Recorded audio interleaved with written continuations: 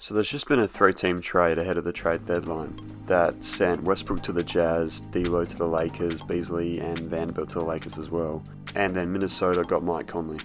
This is actually a pretty solid trade for the Lakers because the Lakers' biggest issue is their spacing and their depth. So they trade Westbrook, who was coming off the bench. He was doing pretty solid off the bench for them. They trade him for two guys that are better shooters than any other player in the Lakers. So basically they traded the expiring contract of Westbrook along with their 2027 first round pick, which I think is like lightly protected.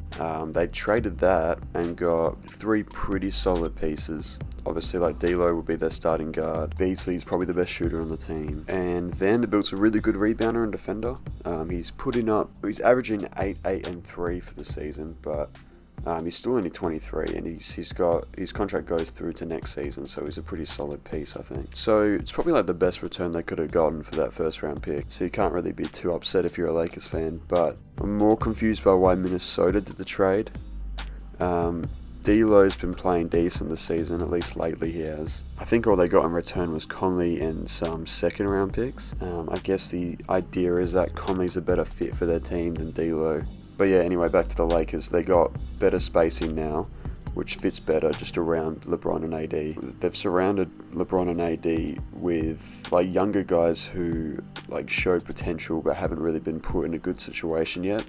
Probably hoping that in LA they're going to click somehow and they can become a contender off of that. But yeah, considering that they got Hachimura the other week, they've got a fair few amount of younger guys, which is probably the best move for the team in the future. For the Timberwolves, I guess Conley fits better with Gobert, he hasn't been playing great this season, so at least Conley might be a better playmaking option for Gobert. But other than that, they seem to be like the clear loser of the trade. For the Jazz, they got the first round pick, and they got Russ. I think the idea is that Russ is going to get bought out.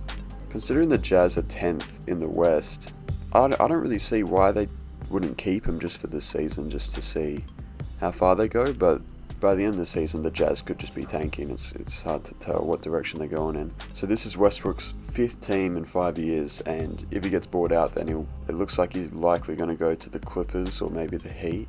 You could tell from the last few games and like interviews with LeBron and all that it was probably likely that Westbrook was going to get traded. Even the game when LeBron broke the scoring record, Westbrook wasn't in the huddles, like his body language kind of looked off. Also, LeBron in an interview said how much he wanted to play with Kyrie, which obviously would have meant that Westbrook would have been traded, so it wasn't a good look for the morale of the team with that one. But yeah, I mean, D'Angelo might be a better fit than Westbrook. His production this season isn't as good as Westbrook's. He's averaging 18.6 assists, but on 40% 3-point shooting, and that's probably like that is the main reason they got these guys, because of the shooting. There was more pieces involved in the trade. Utah also got Juan Toscano-Anderson, Damian Jones, as well as the first round pick in Westbrook. And Minnesota also got Nickeil Alexander-Walker with Mike Conley, but those guys I don't see doing a whole lot. Alexander Walker's showed potential, so maybe Minnesota he gets more minutes, but if he wasn't doing much on Utah, I'm not sure what his situation would look like in Minnesota. So Westbrook was on a $47 million contract, which is why it was kind of hard to move him, but they were always going to pair him with the first round pick, so it's surprising to see that they actually got a pretty solid package back for that deal. Then obviously this is D'Angelo's second time with the Lakers. He got traded to Brooklyn in 2017, which I think was largely in part of the whole Nick Young situation. But the thing with D'Angelo is his contract expires this season, so he could just walk from LA once the season ends. For the Jazz, the first round pick they got just adds to the collection that they're building of draft picks after they traded Donovan and Gobert earlier in the season.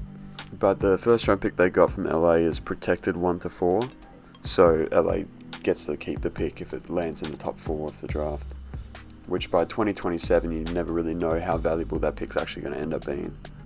The trade deadline's still a day away, so it'd be interesting to see if any of these guys get moved, especially if Westbrook gets bought out and signs with another team, so it's something to keep an eye on. Even though this does improve the Lakers team, they still are 13th in the West with a record of 25 to 29, so really the end goal that they have regardless of how their team is looking is to make the play-ins. And even then, there's still teams in the playoffs like the Nuggets or even the Clippers, if they end up getting Westbrook, that look a lot stronger than they do. The trade's a step in a better direction, but it doesn't raise the ceiling of this team too much higher.